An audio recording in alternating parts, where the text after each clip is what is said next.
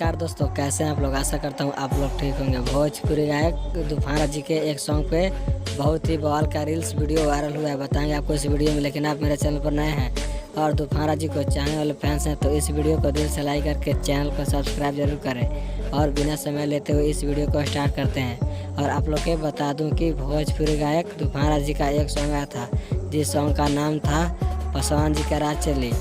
इस song पे बरखा पासवान ने बहुत ही हाई लेवल का रील्स वीडियो इंस्टाग्राम पे बनाई है। अगर आप लोग इस रील्स को नहीं देखे हैं तो इस रील्स को एक बार इंस्टाग्राम आईडी पर जाकर बरखा पासवान जी को देख सकते हैं।